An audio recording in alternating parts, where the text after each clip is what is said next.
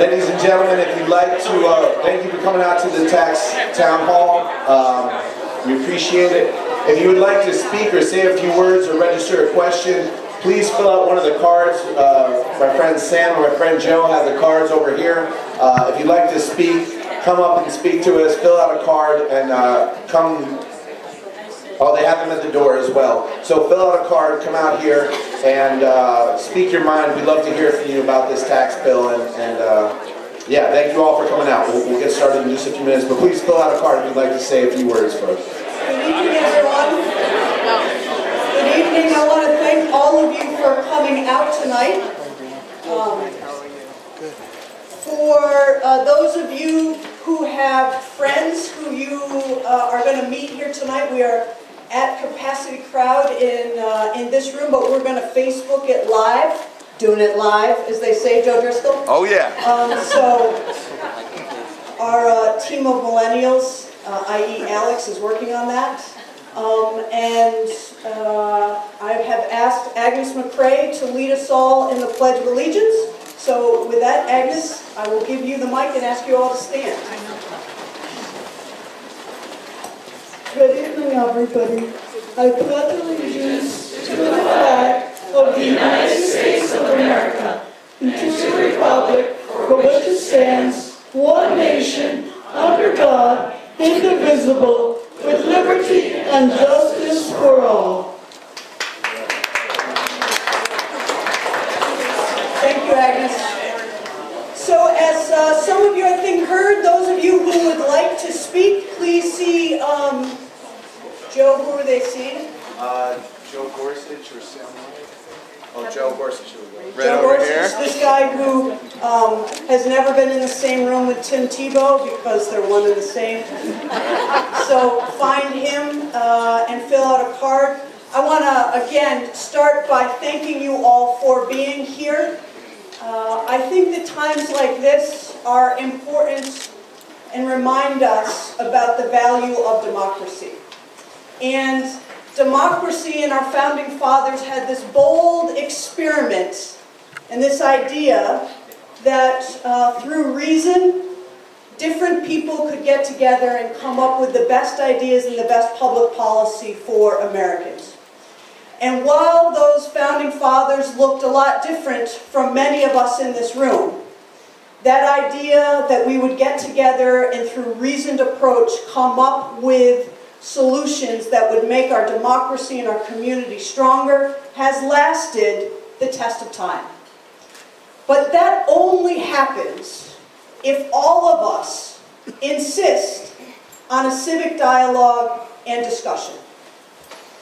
And for what has seemed to be a frightening amount of time now, we have had governments that have insisted on rushing to get ideas passed at night with no dialogue, with no discussion, with no question and answering.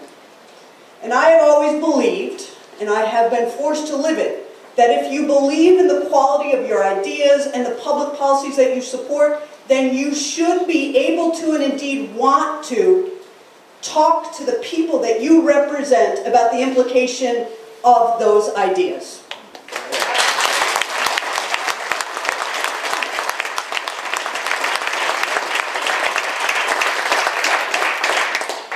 And so tonight, we are here to talk about the tax policies and legislation that has been passed in the United States Senate and in the United States House of Representatives.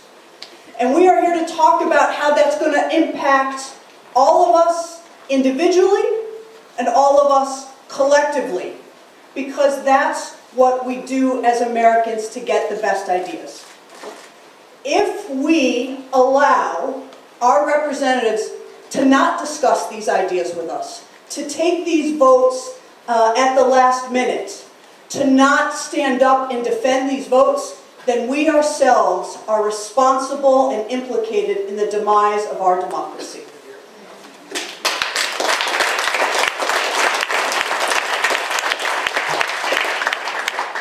I want each and every one of you to remember that if you are upset with where we are as a country, with the ideas, with the quality of the civic discourse that we are having, you are responsible for making it better. You can't just turn to somebody and say, you have to do it. You can't just turn to each and every one of your elected officials and say, it's your responsibility. It is our responsibility. So I started off saying that our founding fathers had a bold idea about our democratic values. And that idea was based on the fact that each one of us in a democracy has to take ownership of it. And for far too long, we have allowed other people to take that ownership and we have stepped away from it. Now is the time to remember those values and to remember that we can't just put the onus on somebody else to make it better. We ourselves have to do that. And I know a number of you have been doing this a lot in 2017, and I would continue and urge you that you continue to do more of that, and that when you get frustrated, you recognize that you live at a time when your participation in the system matters like it hasn't mattered in the recent past. So thank you for being here. I also want to take this opportunity to not screw up, to recognize the fact that I've been joined by other elected officials who are here. I see Assemblywoman Pam Hunter there in the back.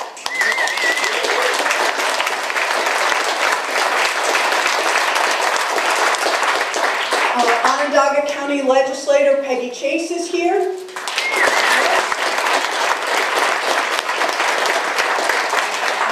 DeWitt Councilor Karen Rigney is here.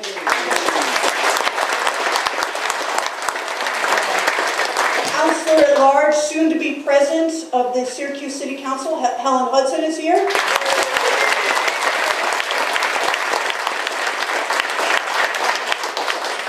Third District Councilor Susan Boyle is here too.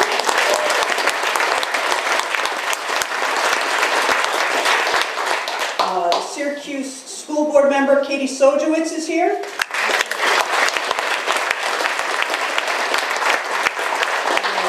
Syracuse City Councilor at Large Steve Thompson is also here. And we are also joined by the soon-to-be 5th District Councilor, and I'm going to call him Master of Ceremonies tonight, one Joe Driscoll.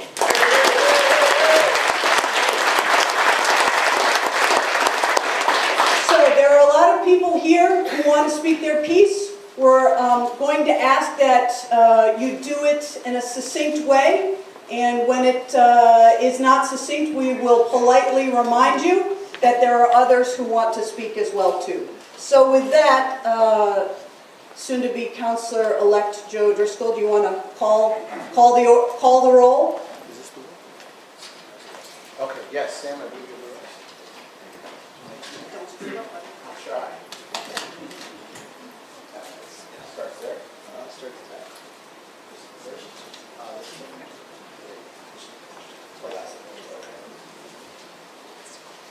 Good evening, ladies and gentlemen. Thank you for coming out and, like Stephanie said, participating in democracy. This is what it's all about. This is what democracy looks like.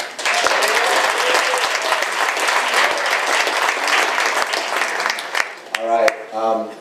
This tax scam, not tax plan, is an abomination, and we all need to raise our voices. And I want to thank all the electeds for coming out, but more importantly, all the citizens. As Stephanie said, democracy is on all of us. We all own it. So I'm going to be introducing people who wanted to say a few words and then calling up the next person on deck. So if you're on deck, if you could come up so we could keep the line moving and hear from everyone tonight, and everyone could say their piece about this, this horrible legislation that's going through. Bill Spreeder.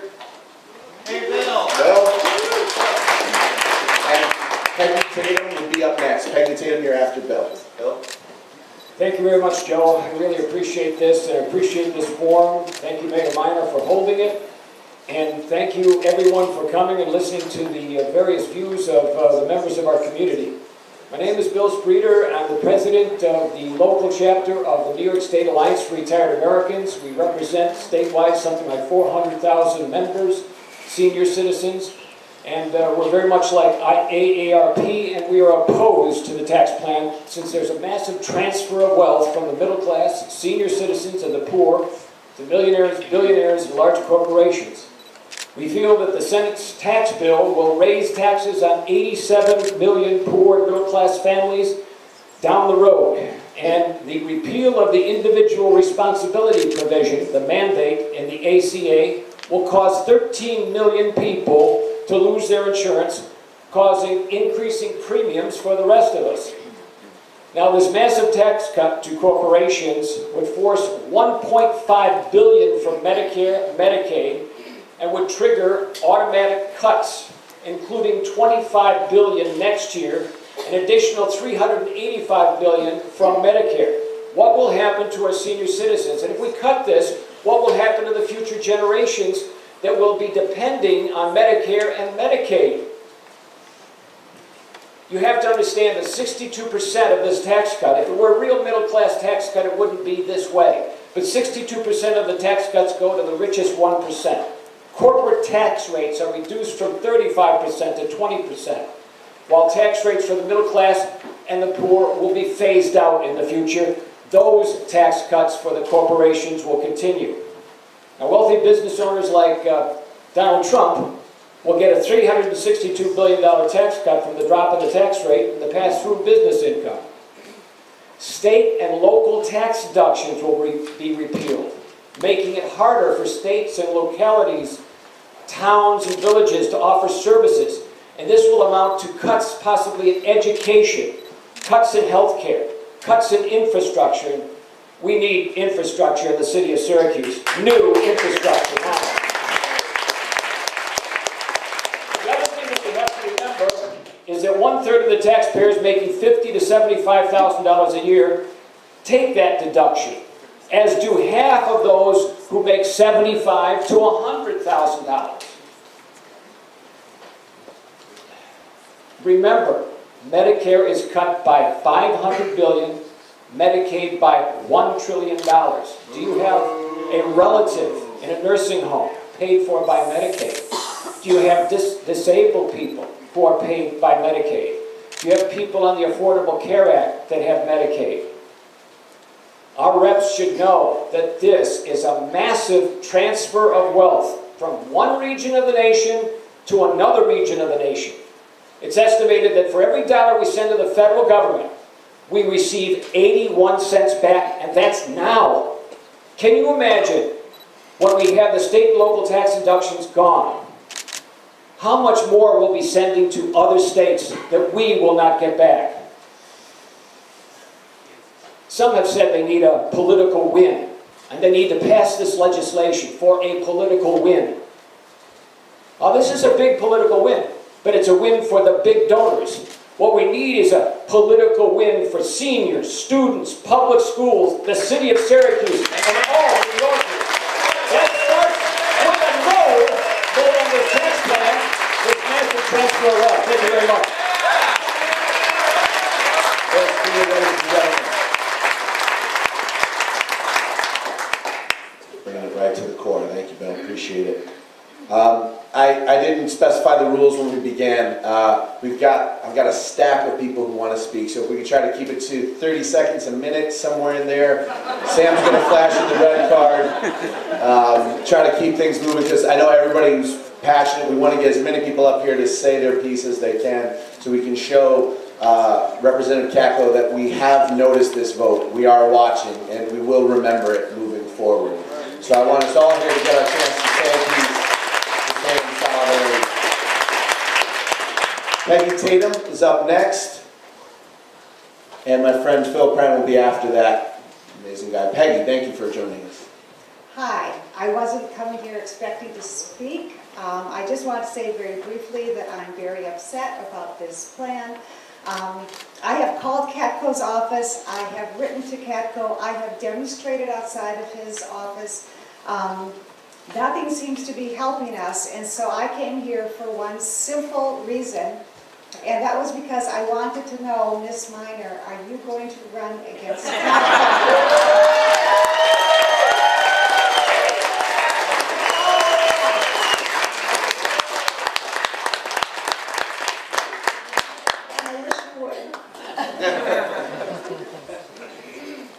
The tough questions here. All right, know Phil from many events. He's an advocate all over Syracuse, working with people who have disabilities, and he's a champion here in Syracuse. I'm a big fan of his work and all he does to help make this community better. Phil Prenn, ladies and gentlemen. Thank you very much. I can cede my time if you want to answer.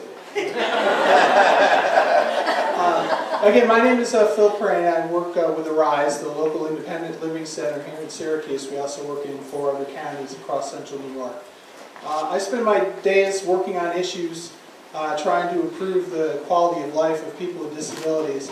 One of the reasons I do that is in my late 30s I acquired a disability myself, a chronic swelling disease that's going to affect my mobility for the rest of my life. And one of the main reasons that people with disabilities are so upset about the current GOP tax scam is that the Senate bill will again repeal the individual mandate of the Affordable Care Act.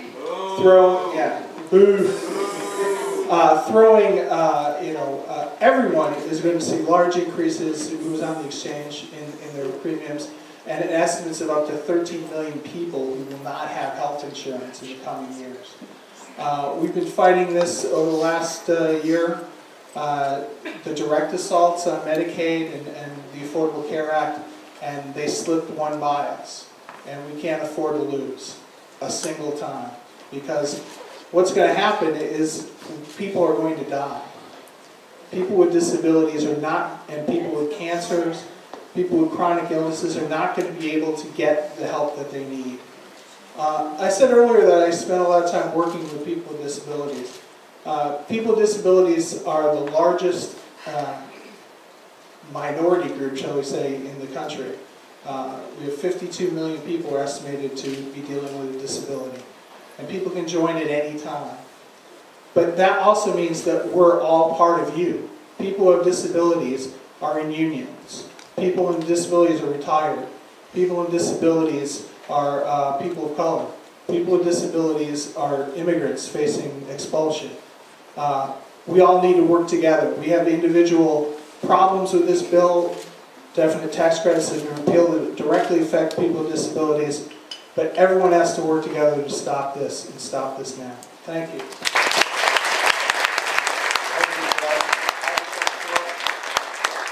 Our next speaker is another great speaker, great advocate for people with disabilities. Agnes and I were on the rally to prevent health care being cut, and she's here again to speak up, and I'm a huge fan of hers. Agnes, going to say a few words?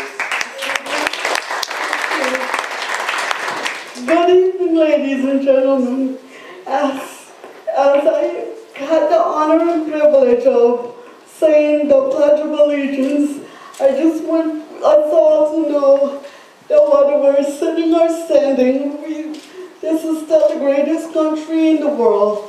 But we have to, we're all one under the flag, and that has to be represented. I don't know how many of you can see my footrest right now. It's severely damaged, and it happens to be automatic. And I'm still waiting to hear if I can even get it replaced. With this plan, I can't. With this plan, small businesses will no longer be able to be accessible.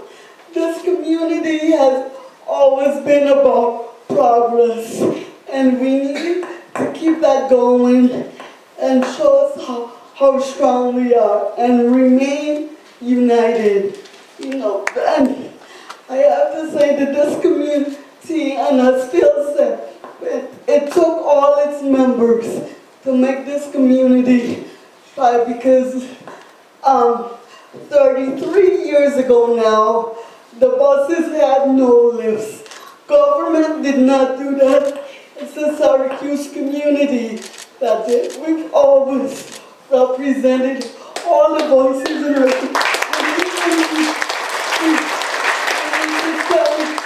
A strong message to Catco right now that we're coming, and we will not be deterred.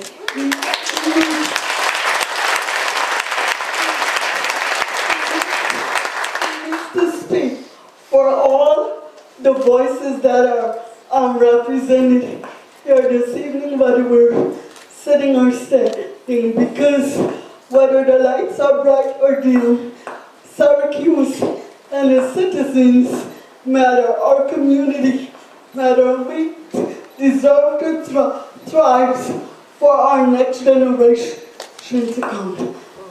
Thank you. I'm going to say, gentlemen, please advocate for CRT. Thank you. Thank you, Ann. Ann Netter, are you here? You had more of a question. Do you want to? Yeah, come up.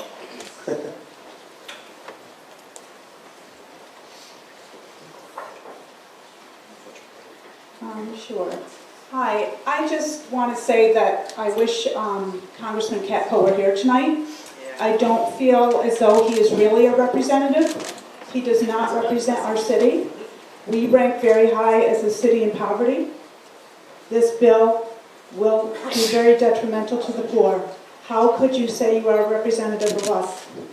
Secondly, the education, secondary education for low-income and middle-income families will be much more difficult under this bill, and we all know education helps break the poverty cycle. So again, how can you say you are a representative of us, and do you want to really improve our standing as a city in poverty, or are you, it's a question for Congressman Katko. So again, I wish you were here, and I can see right through the tax scam, and it's disgusting. Thank you.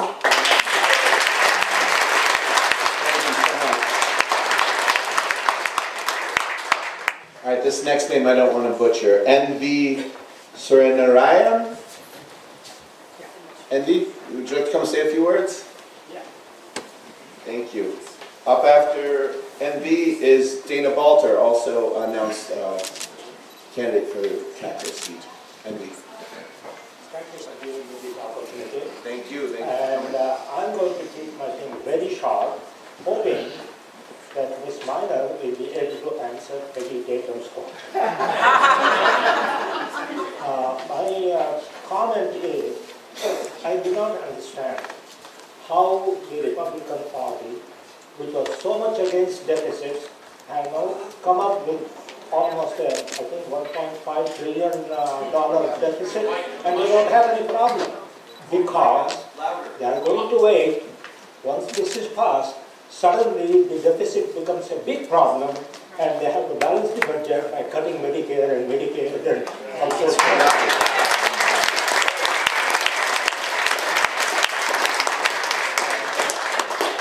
I do wish that our representative, Congressman Katko, who I consider is somewhat moderate, will take these issues seriously. You mean I'm totally wrong? Okay. And so, if Ms. Minor cannot answer that question today, can she at least tell us when we can expect her to answer? Thank you very much.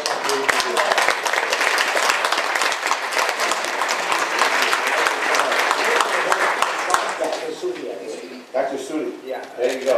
Dr. Sudi, sorry. I've been process so much. Congressional candidate Dana Balter in the House. Give it up for Dana Balter.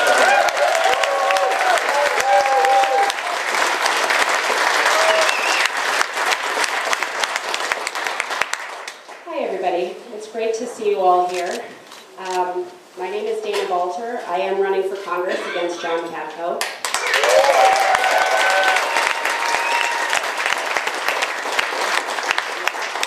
Like most of you, if not all of you in this room and in the hallway, I don't feel that Mr. Katko has been representing my interests or the interests of my community. I think that this tax bill is just the latest instance, but perhaps the most egregious instance of him voting against our interests and in the interests of his corporate donors and his party leaders. We heard a lot of statistics and information tonight that I don't need to reiterate. I do want to give you one bit of information that's specific to our district. One of the things we all really care about is what's going to happen to healthcare as a result of this bill. In our district, because of the repeal of the individual mandate, 18,300 people will lose their health care. 13,700 of them are people on Medicaid. That is just our district. I know that Congressman Katko is not listening to us because not only is this bill bad policy, but the people of this district don't want it.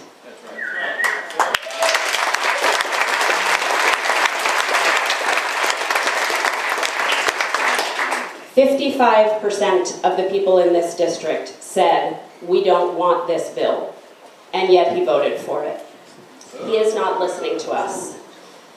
And I want to address the mischaracterization, I'll say, as a nice word, of what this approach to taxes is. We hear a lot from the GOP and from John Katko about trickle-down economics. The idea that giving tax cuts to the wealthiest people in this nation and to corporations benefits all of us. We know that is not true. We have tried it. This country has tried it 3 times in the last few decades, and 3 times it has failed. I don't want to hear one more policy designed for job creators. I want to hear about policy designed for profit creators. We are the people who go to work every day, who work hard, and who generate profits for those corporations, who generate profits for those CEOs and those shareholders. And good tax policy should be focused on the profit creators in the United States of America and in Central New York. It should put at its center working families, seniors, students, veterans, people with disabilities. Those are all the groups that this bill harms. And I, for one, have had enough of watching policy be passed at the federal level that harms the people it should be supporting and protecting.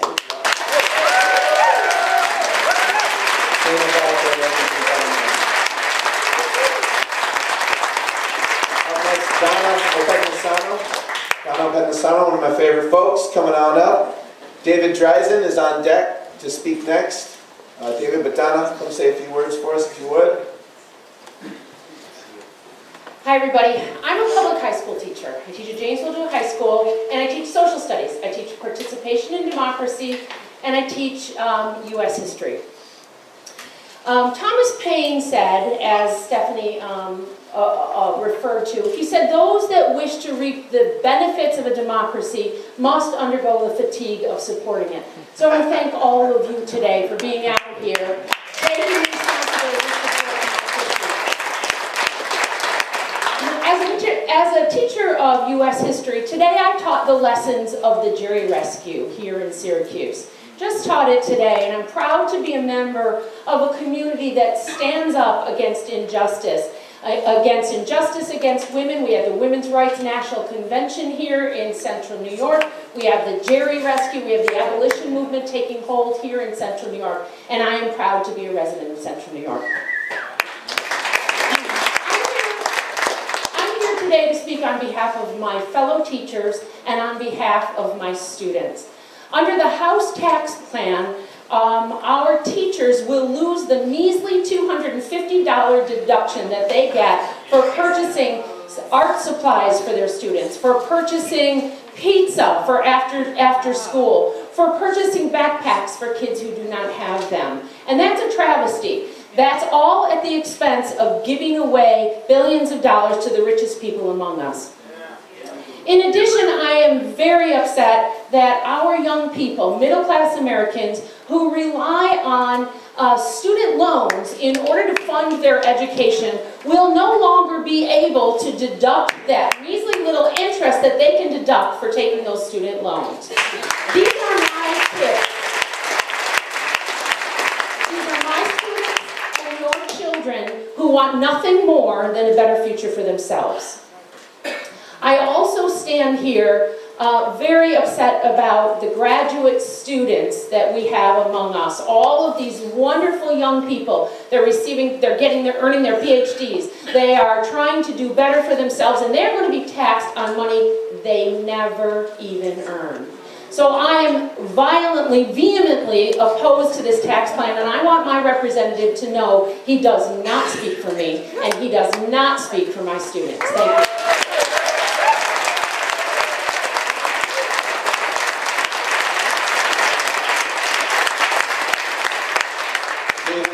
Up next. Isn't it just kind of like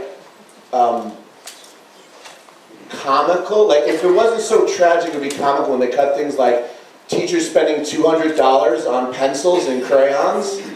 Like, I just can't believe it's like they're trying to be the villain in like an 80s movie. What is with that? They are, right? They're the Cobra Kai, you know? Goodness. Okay, sorry. I digress. David Dresden's up next, and Katie Sojewicz is on deck. David, thank you for coming. Thank you. Well, I want to say something a little bit challenging.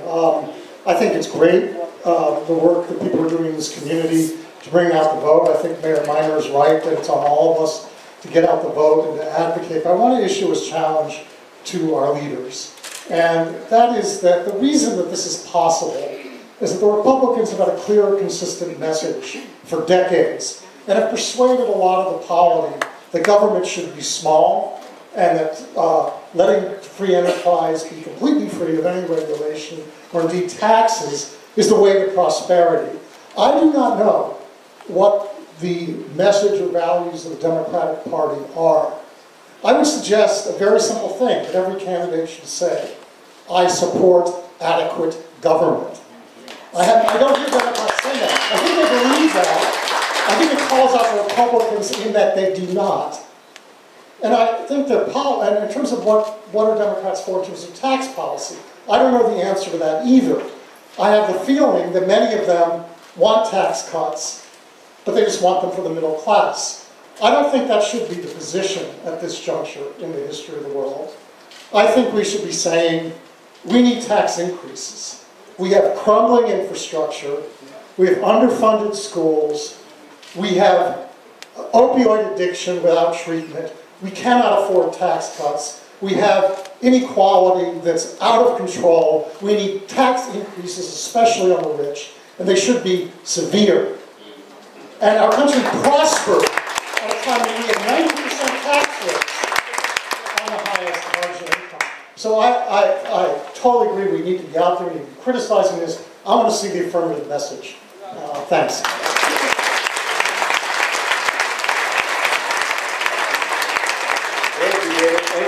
If I just follow up from David's comment on the other side of the fence, seeing stuff like this is what we need in order to do that. In order to propose tax hikes, we need people that think that's a good idea to come out and support candidates and pass petitions and knock on doors and canvass and donate to candidates that say that kind of stuff.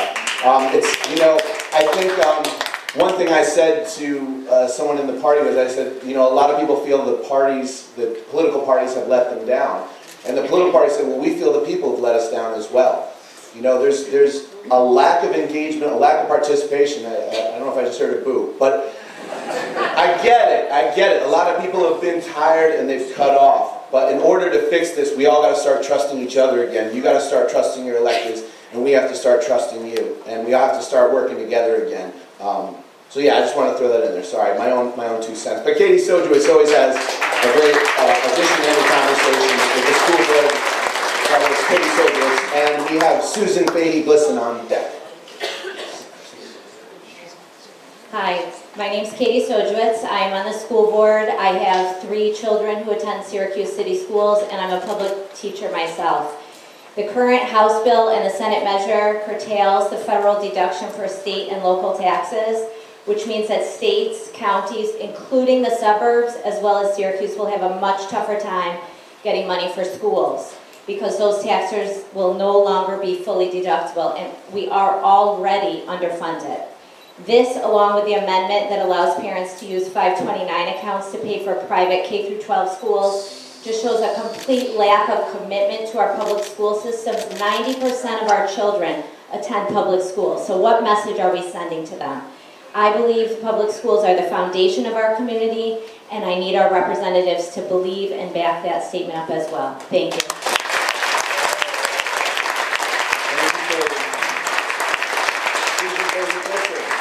I I love your work on Facebook. Not everybody does. I'm a fan. I'm a fan. Trust me. I'm here today because I'm angry.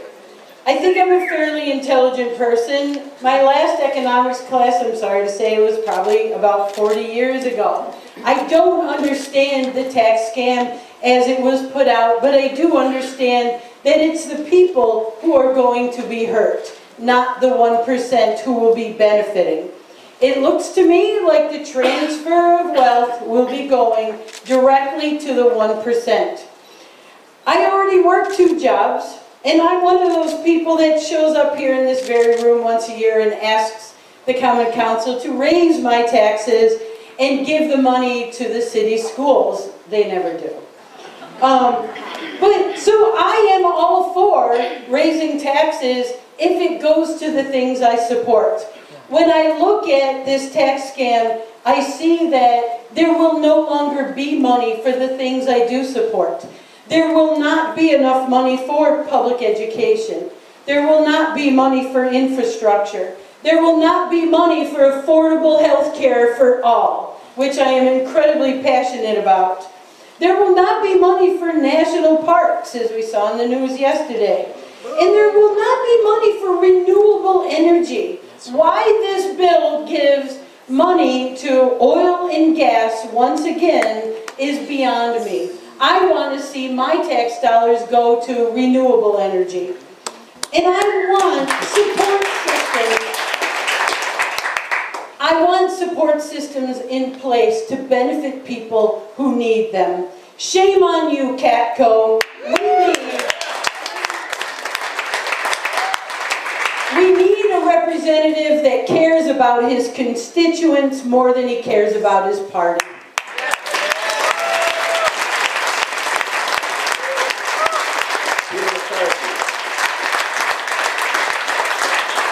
Glad to see Susan is as fire in real life as she is on Facebook. God bless. Peter McCarthy on deck. We have Debbie McCormick. Debbie McCormick. Thanks, Joe. I'm Peter McCarthy from CNY Solidarity.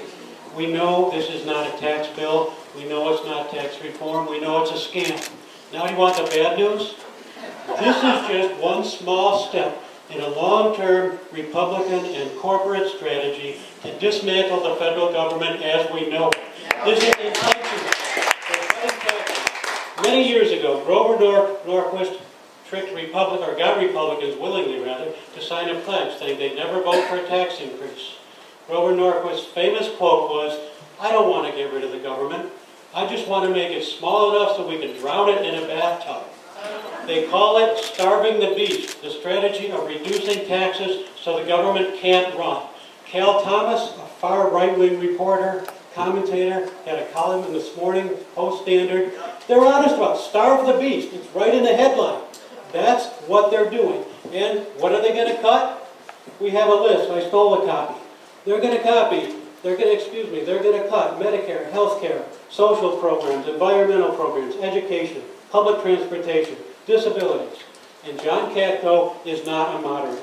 John Katko is in favor of every bit of this. John Katko is a radical, right-wing fanatic who can't.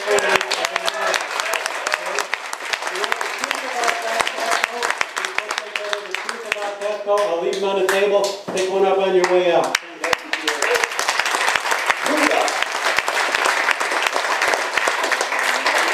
Associate, you're a counselor? What's it? Auburn City Councilor. Oh, God bless you. No, of course not. David Recorder, Ed Nano's on deck. No? Okay. Apparently not. All right, David Corey, Auburn City Councilor here representing. Give it up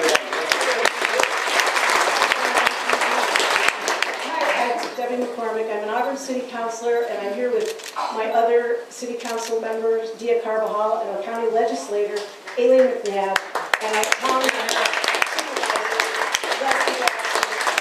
here because it's not just Syracuse, it's just Auburn. I feel that we're all in this together, and when we heard this, we wanted to support. We all share a lot of the same problems, and they're going to get worse, and we're going to face them all together. One of the things I do know for sure about John Katko, because I'm involved with our Wasco Lake water issues, is that there's no support there from John Katko. When Colleen Deacon ran, she brought up, and I can't think of his name right now, a congressman from the Utica area. Paul, yes, he came to Cuba County, and oh, I wish he could be our congressman. He's just so environmentally supportive. And we're in big trouble with what's going on between the management or lack of and crazy people that are in the White House and this bill. We are all in big trouble. And it's not, you can't even find words to talk about it. But we're all in Central New York together. The whole community is filled with wonderful people and people that came before us, the history of our community. We have to do the right thing here and fight for what is right. And I gotta read it, but we are the home, it's Auburn, of the resting place of Harriet Tubman. And she had determination, she never gave up, and we do a lot of that. We use Harriet as our role model. So I hope everybody else can take a page from Harriet's book. Hang in there.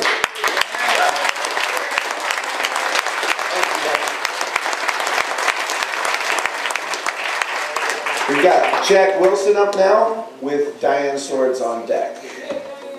Yeah, Diane. But first, yay Jack. Where's Jack Wilson? Sorry, it's the deck. Oh, there you go. Yeah, no, the deck was stalled. Jack. Hi, I'm Jack Wilson. I'm a graduate student at Syracuse University. I'm also president of the graduate student organization, so I'm here representing approximately 4,600 graduate students up on the Hill.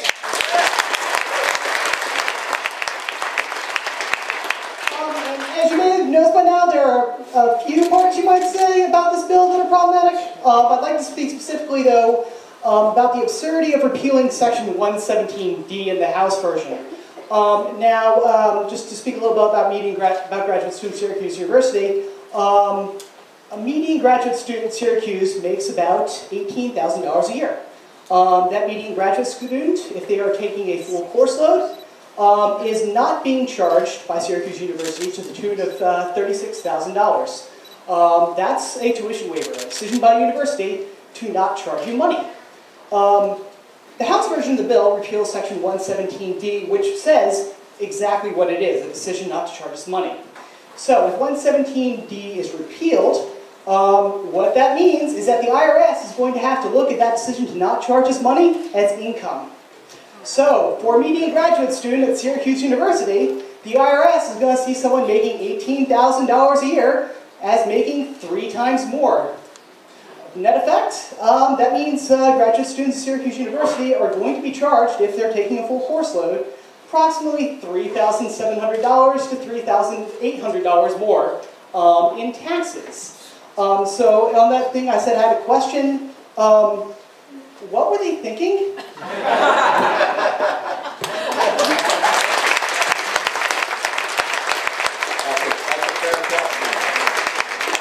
I think that's a very fair question. So we've got a great husband and wife team who I see out all the time.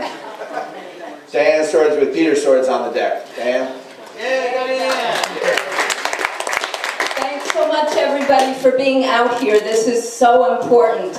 I'm a member of Syracuse Peace Council. I think so many of you have spoken so eloquently about the things we do need. The biggest thing that we do not need is more weapons, and that is a huge part of what this money is going to. I'll just very briefly name a project that I think many of you might want to think about being involved with. The Peace Council is endorsing it. It's a national project called the Poor People's Campaign. You may have heard that phrase before. About 50 years ago, exactly 50 years ago, Martin Luther King kicked off the Poor People's Campaign, and it is now being taken up again. Yesterday, there was a press conference in Washington, D.C., and if I could summarize the platform, it would be to say it is promoting Martin Luther King's platform to address the 3 evils of materialism, militarism, and racism. That takes in basically all the things we're talking about here, and they add environmentalism to the list, which is extremely important. I think it's all part of one big package. So please keep your eyes open for that campaign. I think many things that are going on here can be enhanced by being part of this national campaign. Absolutely. And I'd just like to add, I went to go see, the Poor People's Campaign is being championed by the Reverend Barber. If you guys aren't familiar, please go home and Google Reverend Barber and hear what he's been doing, continuing the work, as she said, of Dr. King, going from town to town, speaking with passion about the rights that we all need to be fighting for. So yeah, I'd encourage you to get involved with the Poor People's Campaign, as she said, and check out Reverend Barber. He's doing some amazing work. But now, Peter Swords, thank you. Thank you. I'm here as a social worker for the kids. And a two-question quiz. You know, you hear that 1 out of 5 kids in the United States lives in poverty, right? That's pretty accurate all over the country, also in Onondaga County. How many out of 5 in Syracuse lives in poverty? Anybody know? 2 out of 5, at least. And it's not getting better in Syracuse right now. All over the country, child poverty is going down on the average. And here in Syracuse, it's going up. I thought it was also very sleazy of Representative Katko to try to blame Stephanie Miner for that fact. When this issue came up, and he acknowledged it, you know, I'll give him credit for being the first public official in this city to acknowledge that we have a problem with child poverty, and actually it goes back about 40 years. He acknowledged it, and then you know what he said in the same breath? And this was in writing. He said, don't expect the federal government to do anything about it. That shows not only the kind of mean-spirited reactionary politics that he supports, it also kind of shows a lot of ignorance. Because what is sustaining a lot of our Syracuse families now is not handouts. Republicans think that entitlements are handouts, and that all we want when we're trying to roll back the defense budget and put more money in to support families is handouts. It's not handouts, it's incentives. It's things like job training, earned income tax credit, child care, health care, things that make it possible for people to go to work and not lose their job the next day. I heard an acronym yesterday at the meeting at Southwest. It's ALICE. And I think it means basically people who are at risk of losing their job the next day. I can't remember what all the words stand for. Say it again, Helen. Access limited income constraint employment. There you go. That's what we've got. A lot of people are on the edge of poverty if they're not in poverty. And this is not about handouts. This is about what do we need to do to make it possible for people to work and get themselves out of poverty. Because that's what everybody wants. Everybody wants to have peace at the end of the day. And that's the other thing. I want to echo my wife and say, let's not waste so much money on weapons. You know, when they say that they're going to take $1.5 trillion out of Medicaid and Medicare, what keeps me up at night is that they have a plan also to increase the amount of money going into modernizing nuclear weapons and their delivery systems. Just nuclear weapons and delivery systems for $1.5 trillion.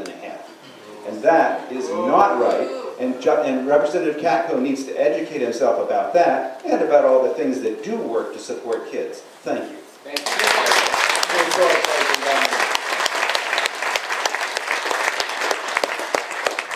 You can always count on the Swords family for some juicy info. Rachel May. Rachel May is a candidate for the State Senate. Let's hear it for Rachel May, everyone.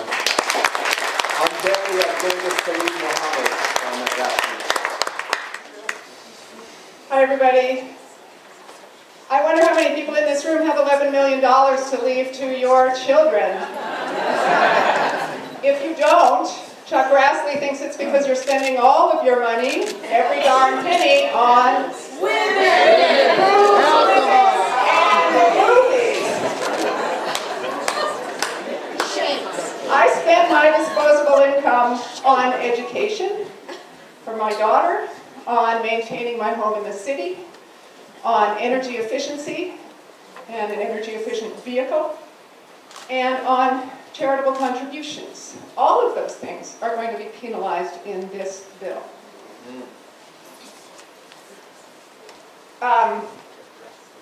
I think that it would be just crazy for us to penalize things that are actually improving our quality of life.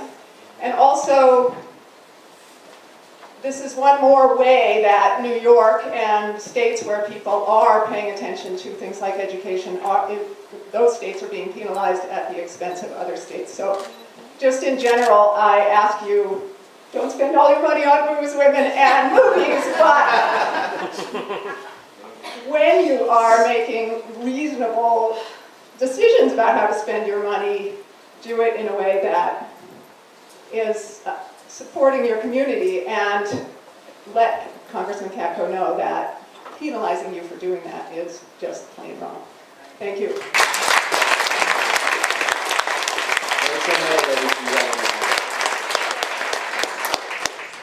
Genghis Khalid Mohammed, we were having a great conversation last night at the Southwest Community Center. We were talking about how we can change the economy to one of that's perpetuating poverty to one that's perpetuating prosperity for our people here in Syracuse. And we had a good conversation. Genghis Khalid Mohammed, ladies and gentlemen. Thank you. George Santiago said, those who fail to understand the past is repelled to repeat it. So listen to this. The French Revolution went on for about over 10 years or so, and guess what? It was about the poor against the rich. Let's paraphrase that, and let's say that when the cuts go down, it will be the have-nots and the haves. Now we remember the 91%, 99%, and the 1%, well, this is what's going down. If we don't do something about this quick to stop them, then we're going to have a situation of the haves and have-nots, and we're going to be repeating history. Now, what we need to do, I would suggest, is to get down to Washington, D.C. quickly, galvanize, mobilize, maximize all you who know how to do the internet and viral, to get the people to go out there and let's shut down Washington, D.C., and let's shut down Washington, D.C., and say, chop down the walls of Jericho. The walls of Jericho. The walls of Jericho. Shout it down.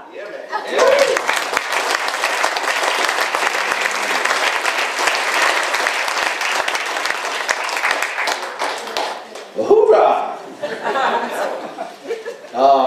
I'm with that. And again, if I could bring that back to Reverend Barber, he's planning statewide actions in May, I think it is. But anyway, we're going to try to shut down every state house in the nation to let our voices be heard with Reverend Barber. So check out the Poor People's Campaign. Get involved with that. Also, to Mr. Muhammad's points, I'd encourage you to check out local groups that are doing the work. National Action Network, NAN, CNY Solidarity, Uplift Syracuse, all the groups that are getting active and trying to get our voices heard and be more louder activists, louder advocates. Another great name, Raul Huerta. We have Raul? Yes. Big fan of him. And on the deck we have James Lindenbach. But first, Mr. Huerta, give it up for Raul.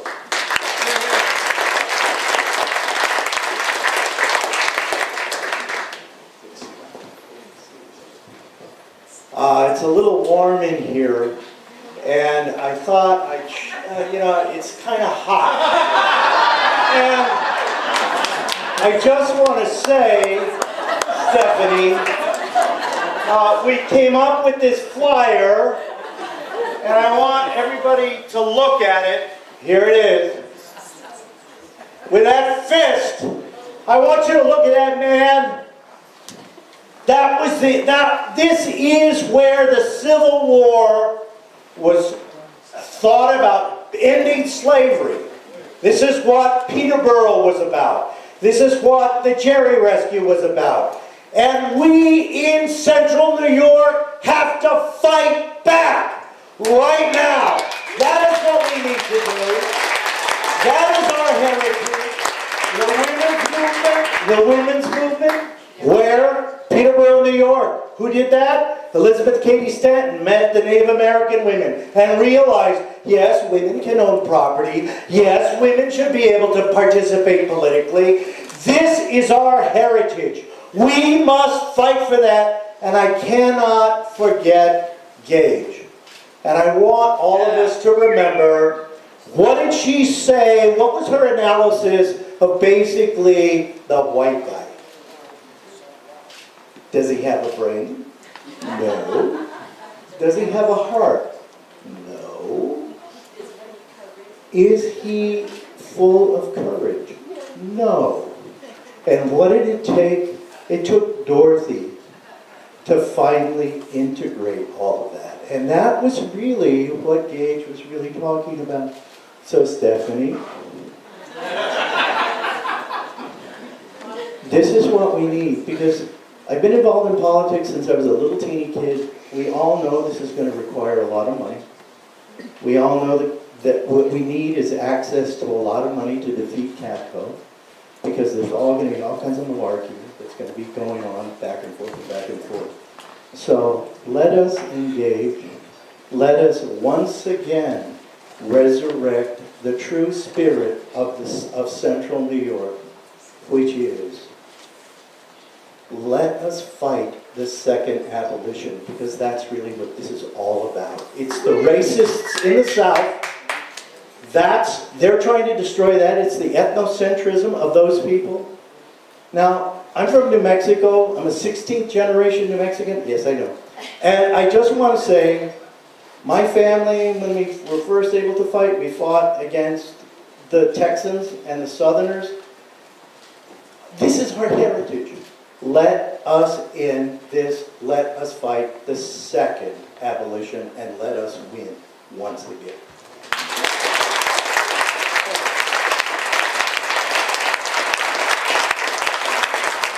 I didn't see the shirt. That's so good. I see it now, baby. And yeah, shout out to our role for giving recognition to the Haudenosaunee and the influence that they had on the women's suffrage movement. That's important history that we forget about here in Syracuse as well. James Lindenbach on deck, Andrea Bragdue. But James Lindenbach first. James. Andrea? Andrew. Oh. Your W's are funny, man. I'm just kidding. Andrew Bragdue, ladies and gentlemen. Give it up for Andrew.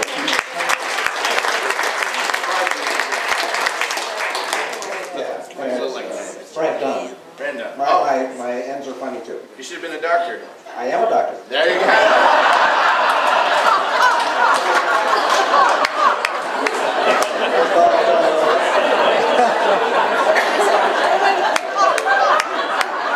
But mostly I'm just another enraged citizen. So I just wanted to get up here, and I've written a few letters to Representative Katko, and I've gotten a few things back, a lot of form letters, and one of them recently explained to me that he had looked very carefully at the Republican tax proposal,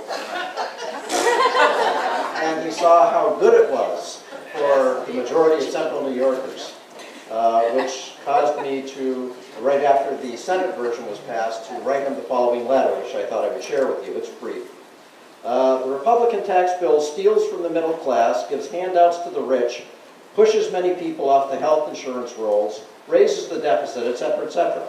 If you think giving tax cuts to wealthy people and corporations brings economic well-being, you've clearly swallowed the supply-side Republican Kool-Aid. Note, this Kool-Aid is being pushed only by wealthy people and corporations. Meanwhile, look at some evidence. Compare how Kansas and California have done economically. This is bad for America, and bad, no doubt, for way more than 95% of the people you were elected to represent. If you continue to vote for the Republican tax giveaway, I will work hard to help someone else get elected to Congress in your place.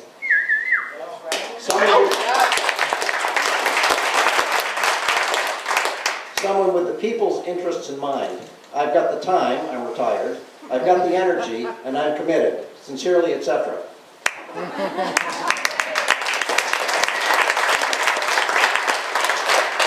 Now, I remember back when Congress was heading into, the Senate especially, was heading into whether to approve their health care bill, that there was just a lot of consternation out there. Many people were made aware that they were going to lose their health care and that there was a lot of local agitation. It was covered in the media. People in every state were shown agitating, going and confronting their senators, confronting their congressmen about everything that they were about to lose. I don't see that happening with this tax bill now.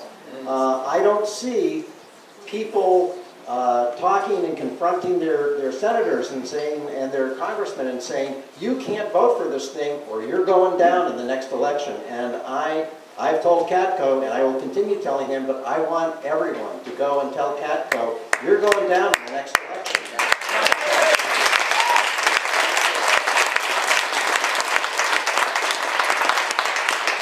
So is James Lindenbach still not here? Okay. Yeah, and I would just like to add to that, I think people get confused when it comes to taxes, like people don't know if they can figure it out. I think what you need to know is at a time when wealth inequality is greater, not only in the history of our country, but in the history of our planet, never has wealth inequality been so great. They're getting rid of the estate tax. They're getting rid of all these provisions that help balance the scales. So don't get confused, don't get bogged down. Contact your representatives. Irene Workman, you here? Irene? Hey. Hi, Irene, how are you doing? Beyond the existential dread and horrible things that's happening, but is everything else good? I'm not sure somebody would be in prison by now, and that's quite but It gets closer every day, Irene. It gets closer every day. Irene, everybody.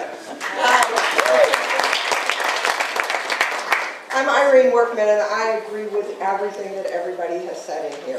You know what? I also agree with something that Grassley said. Theresa May brought it up, which was to give our money to the women, and let's do that. Let's give it to Theresa May, and let's give it to Dana Walter, so that we can take back our government. But I want to bring up one thing that hasn't been brought up yet, which is the hidden agenda in this tax bill, which I think is really important. The attempt to roll back women's rights, to have a fetal personhood that they want to start at 6 weeks before a woman even knows that she's pregnant. That's a big issue to me, taking away women's rights. The other big issue that's hidden in this bill is the Arctic drilling. That is devastating. Absolutely. We already have problems with the ice up in the Arctic. We're going to make it much worse when we start spilling oil all over it like we're doing in North Dakota. So those things I think are also as important as every other issue that's been brought up here tonight. And again, let's give our money to the women. Let's give it to Rachel. Let's give it to Dana. And prove Grassley right.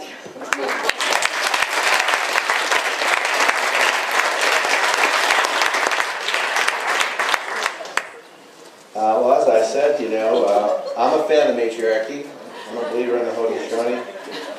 My family, the women have always run everything, so, you know, it changes. I'm a big fan. Dan Kolinsky, next speaker. He's been a real champion here for democracy in Syracuse and working hard. He's one of the hardest working guys for democracy here in Syracuse. Dan Kolinsky, everybody.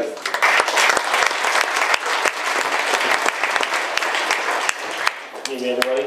As Joe said, my name is Dan Kolinsky. I have been particularly close to a lot of these issues for the past year. Proud of a lot of the work that went on in Syracuse over the last year. But one of the things I want to bring up that unfortunately is really frustrating me, especially for my generation, is the fact that getting together, I love seeing a room packed right now. I love seeing all the rallies that are happening. But if that does not translate into a vote at the ballot box, it doesn't matter at the end of the day. We have seen for the last 10 years a systematic removal of voting rights across the country. Republicans have systematically been trying to remove voting rights across the country.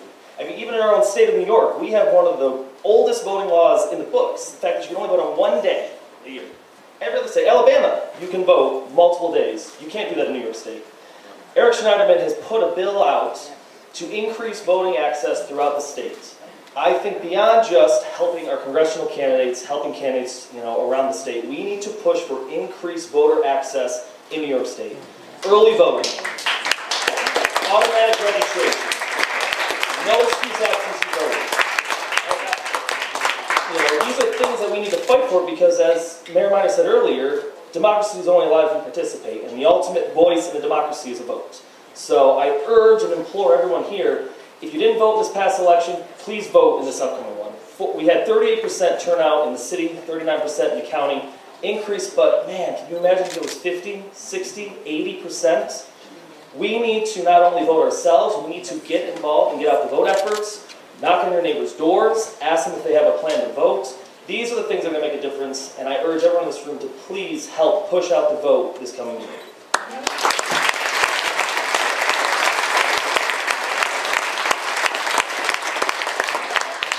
True indeed. Christopher, Bryson, come on up. I think that's our last one. If anyone else wants to fill out cards, oh, okay.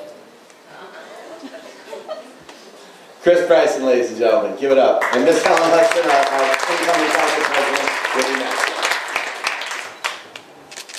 Hello. So I have one thing to say to Representative Katko and one thing to say to all of you.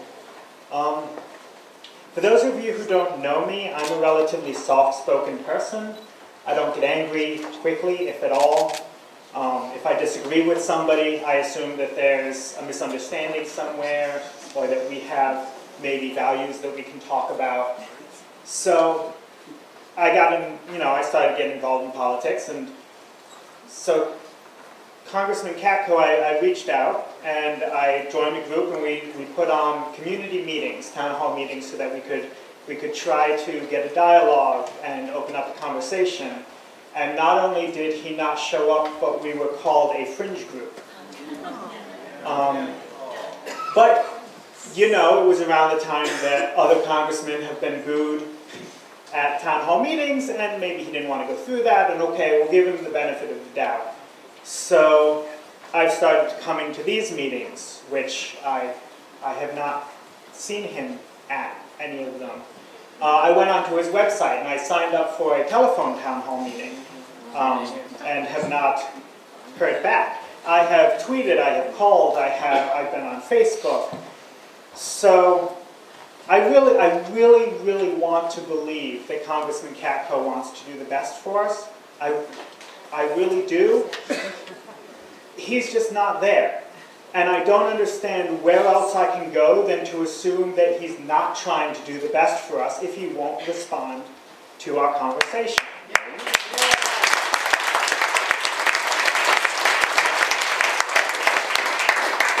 So Katko, if you're listening, I really want to believe in you. If you could start having a dialogue with your constituents, you'd really help me out. For the rest of us, I was at an Uplift meeting the other day, and I heard something that I really agreed with, which is if we can dispel the two rumors, we can really turn things around in our country. And the two rumors are simply, one, that all of our representatives are no good, or corrupt, or in it for themselves, or whatever. Having reached out to Katko, I get that feeling. But like Joe said, we have to start trusting each other if we want to move forward. Raise your hand if you are or have ever been an elected official. Okay, not getting any more money being here. And if I didn't have them raise their hands, probably wouldn't have been noticed by the vast majority of the people here. Every one of them obviously cares about that. The second thing is that we can't make a difference. And that was me. I'm 31 now. For like the first 29 years of my life, I figured I couldn't make a difference politically. But A, we're here. We stopped the repeal of Obamacare.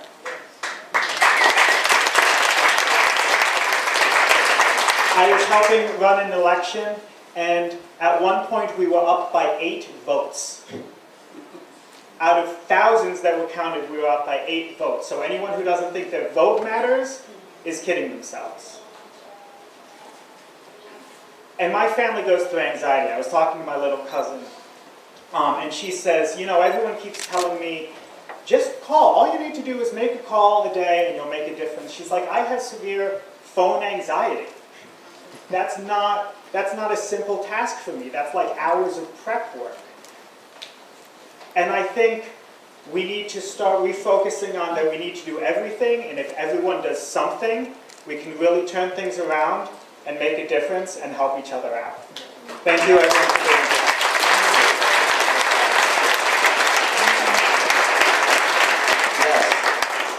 Yeah, so we've run out of cards, so I guess I'm just going to do old school elementary school style. You just want to speak, you can raise your hand afterwards and we'll keep it going.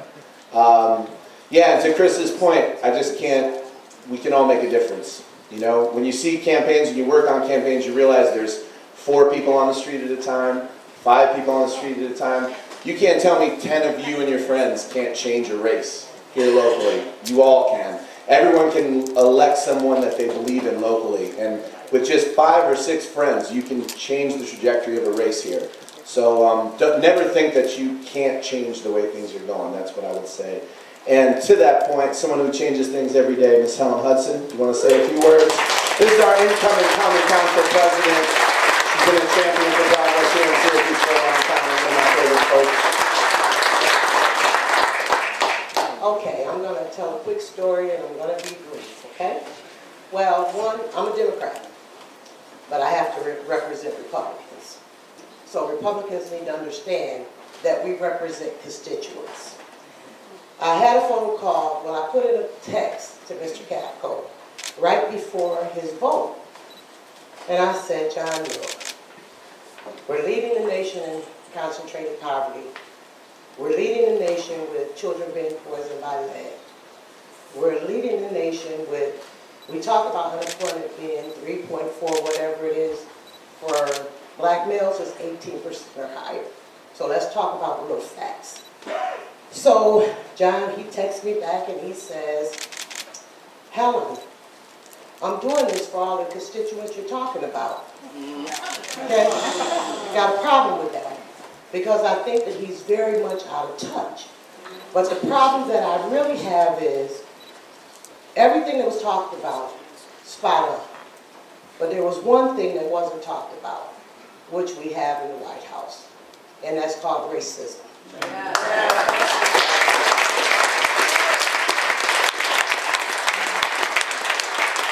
All of this is being done to keep poor people poor. Because the 1%, they don't value you and they don't value me. They value your vote at the ballot. They value coming and telling you what they think you want to hear. But if they have their way, we, as a country, we're headed in the wrong direction. But I'm just going to challenge everybody here, because yes, poverty, the health care, education, all of that is extremely important. But for me, I've been listening to a lot of talk these last couple of years. And until we all start really talking about the people that we look at, that some of us look at, and we feel they don't matter, they do. Racism is alive and well in the United States of America. Racism is alive and well in Onondaga County. So until we start having real conversations about the people we're trying to step on, nothing's going to change people. We have to be Syracuse, New York. We have to be the Jerry Rescue, because that's really where we are again. That's really where we are. Because I watch the news, and it's very disturbing to me to see them hanging black men. It's very disturbing to me for them to hear where I was born at, Mississippi. That's the worst part of the country to be from. You know why? Because I think a gentleman said it earlier. That's where we have all the good old boys that's running the White House. So I'm just going to put it out to everybody. I'm a little just exhausted, because when you're fighting all of these and you're trying to do everything that you know how to do the right way, and you still don't matter, that bothers me. So I'm going to challenge everybody. Start making everybody you meet matter. and then we can start working toward equity for everybody. Then we can start talking about bringing people up. Because if we have our own little fiefdom and we don't bring up the ships, nobody's going to sail.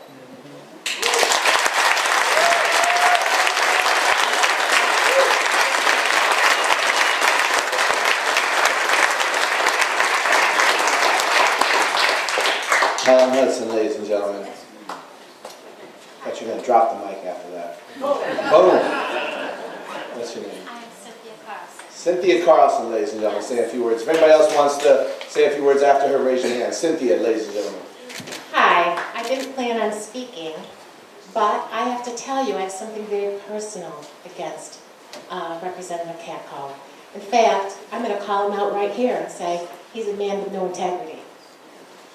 And I'm not sure if you remember the vote that he did. This is not about taxes, but this is about people with severe mental illness. That he voted yes to allow people with severe mental illness who have a representative payee, that's how ill they are, that they can go out and buy a gun. Now I'm going to tell you something. When I was 3 years old, the father that I loved slipped into paranoid schizophrenia. My youngest sister had just been born. And no one knew what it was. But my father worked. My father always worked. He worked until retirement. He was incredibly ill. And he had health benefits, but we could never get health care. We would literally be crying to get care. Now, my father got ill when he was like 32 years old. Most people with schizophrenia get ill when they're in high school or as they go away to college. My father had actually served in World War II. My father knew about guns. My father would never allow a gun in the house. And my father's illness was very profound and severe. So I take it very personally. Because when I was 8 years old and I was at my grandparents' house, I remember sitting up in the bed and saying, there's something very wrong with my father. I don't know what it's called, and I know this job is much bigger than me, but I am going to have to take it on. So I'm going to just remind you that CAPCO did vote to allow profoundly mentally ill people to buy guns. And you know what's going on in our country. And I'll tell you, I am mad. CAPCO, I'm calling you out right here. You got no integrity. You are a, what was he? He was a, what is, federal prosecutor. You think he's never heard of someone taking a gun and killing somebody and having to prosecute them? Have you ever been a family member of someone so ill that you cannot get health care? I would cry. We would all cry. My father had health insurance. And we would just be so trapped.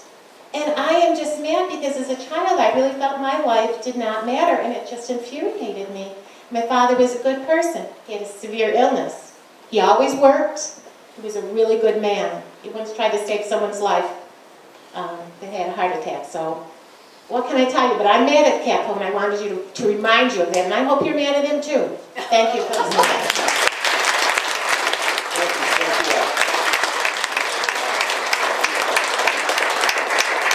Anyone else interested in speaking? Anyone? I would just say to her point, I lived in England for a decade, and over there they don't let people have guns. And you know what happens? Nobody gets shot.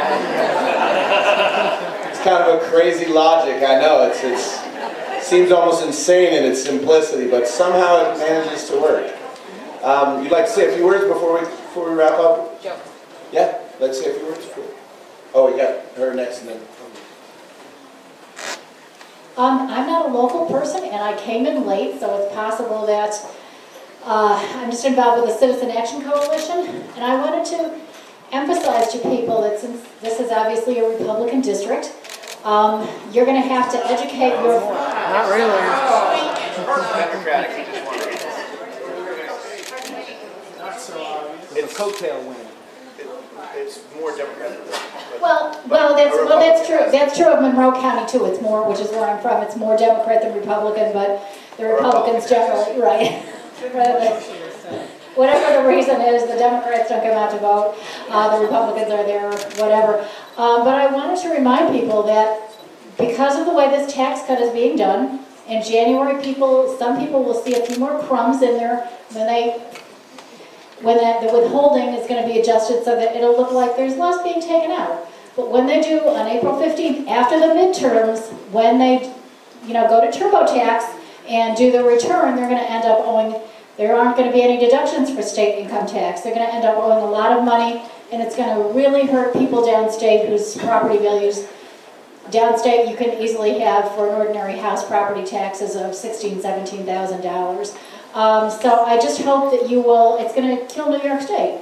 So I hope that you'll remind your co-workers, your friends, that they're not really going to see this until, after the midterms. Thanks.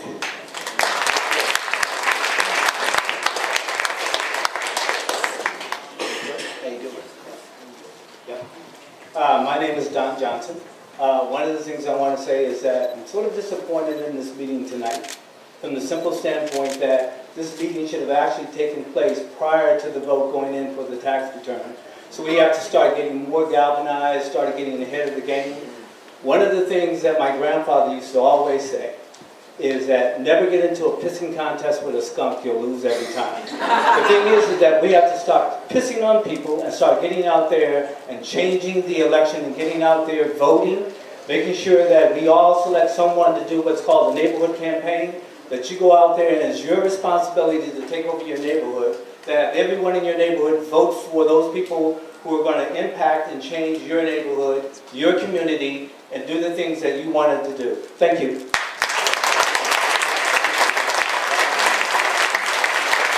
I don't need to speak again. I just wanted, where are our local Republicans? Why did they crawl with the rocks and been so silent after Our local Republicans? Yeah. At the county level? Yeah, I mean our elected officials at every level. We have a county councilor who's Republican, we have a county leg who's Republican, we have a lot of county leg. Yeah. And they have been silent. I feel like that's another, those are people we need to call out. The thing to listen to the most is the vote. But yes, you're absolutely right. Call them out. And demand they make statements on this stuff, That's what we need. Anyone else want to say anything? We wrap up, or? In the back? Yes, come on up. I don't have your names anymore, but so you have to announce yourselves. But thank you. Hello, I wasn't planning to speak at this, but I wanted to speak in response to the young graduate student who was talking, who asked, what were they thinking? And I think it's a little naive to assume that they weren't thinking. I think, we've seen, I went to, when I was in school, I had a very conservative history teacher. And for years, we were taught about the dangers of Professor Goatee and the liberal academia. And I think, we're seeing, there was a poll published recently where 51% of Republicans said that college education was worse for our country. And I think what we're seeing with this attack on graduate students and attack on parents who get tuition benefits for their children on our public schools, that we are seeing a systematic attack on education. Because our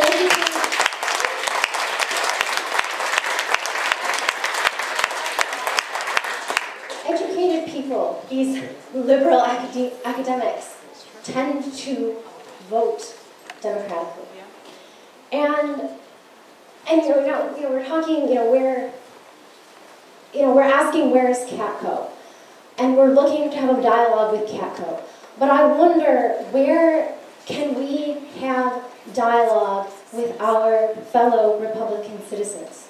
Citizens who are not as well educated by no fault of their own, because our school system is poorly funded, or because they don't have access to the kind of liberal arts agenda that is necessary to sometimes grasp these kind of overwhelming policy decisions. And so I'm wondering if we can make an effort to you know, it's great that we're all here for this meeting together as Democrats, but how can we engage with Republicans in a way that doesn't feel threatening and doesn't feel accusatory?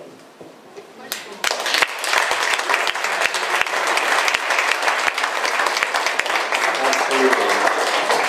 Increased dialogue, you're right on. I'd just like to remind everyone, to the last few points, to Don's point especially, the bill has gone through both the Senate and Congress, but it needs to come back. CATCO needs to vote on it again for it to pass. So while we are on the 11th hour, it's not past midnight yet. So rally all your troops, get them to call their representatives, and let's continue to apply pressure, because we have to stop this from going through. We were able to do it with health care. We've got to do it with this tax bill, because I think, you know, like I said, tax seems like more abstract concept than like my health care going away. I think it's an easier thing to rally people around, but they sneaked the health care in this one. They snuck it in there. So we got to keep calling our people, calling our folks, and rallying troops. So don't forget that there's still votes to come.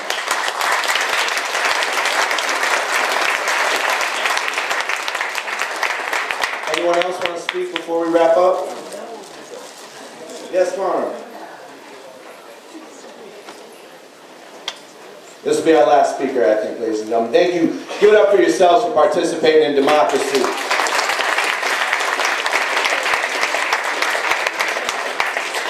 Give a calm response. Show me what democracy looks like. This is what democracy looks like. Show me what democracy looks like. This is what democracy looks like. Show me what democracy looks like. This is what democracy looks like. You better believe it. Rally your troops. Tell them to get out there against CATCO. Good evening. This is not my type of speaking place. I'm a chaplain, so I'm not used to speaking to something like this. But just sitting here and listening to everybody talking about Mr. CATCO. Now, for those of you who know, I've been doing the What's Your Fear dialogues at the Southwest Community Center for the last 5 years. And so sitting up here listening and how the people are talking about Mr. CATCO, I got to looking at some of those type of fears that we be talking about. He's a man who's erotophobic. He's afraid of making mistakes that's not going to be good for the Republican Party. He's also pronaphobic. He's afraid to use his own mind to think on behalf of the people. He's also allodacophobic. He's afraid to listen so he can think. Because if you listen and you hear what's being said, it gives you ideas to think on. So he has all of these fears. He's hypergeophobic. He's afraid to take the responsibility that he is supposed to have for the people, not for the party. He forgets that it is for the people, not for the individual, not for him, not for his party. We must forget one thing that they have forgotten is that they have left God out of everything. That's why politics is going to hell. That's why the educational system going to hell. You took God out of it. They forgot that all of these disciplines came out of religion. The political system came out of the church. The school system came out of the church. The business economic system came out of religion. But when they kicked God out, everything started going to hell. And they got to get back and put God back into the things. In the schools, the only ones in school ain't scared is the kids. Only one who's not afraid.